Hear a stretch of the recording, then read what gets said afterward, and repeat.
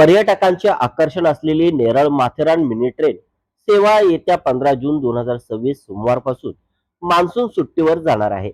मध्य रेल्वेच्या मुंबई विभागाने याबाबत आदेश जारी केले असून 15 जून ते 15 ऑक्टोबर 2026 या 4 महिन्याच्या कालावधीत नेरळ ते अमन लॉज दरम्यानची नियमित प्रवासी सेवा बंद राहणार आहे.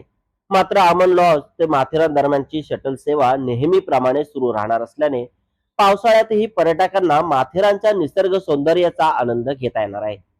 नेरळ ते माथेरान हा रेल्वे सुमारे 21 किलोमीटरचा घाटमार्ग असून या मार्गावर अनेक डोंगरकडे, खोल दऱ्या आणि संवेदनशील उतार आहेत.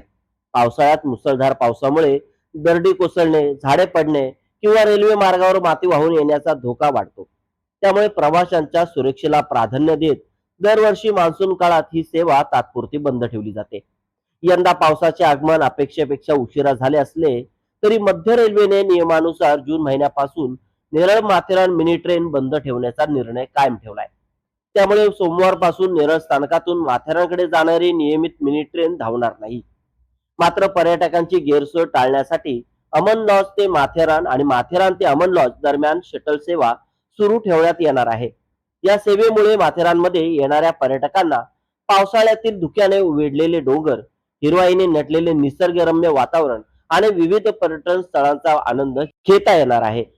रेल्वे प्रशासनाने जाहीर केलेल्या वेळापत्रकानुसार शटल सेवा नियमितपणे धावणार असून पर्यटकांनी प्रवासापूर्वी रेल्वेच्या अधिकृत वेळापत्रकाची माहिती घ्यावी असे आवाहनही करण्यात आले.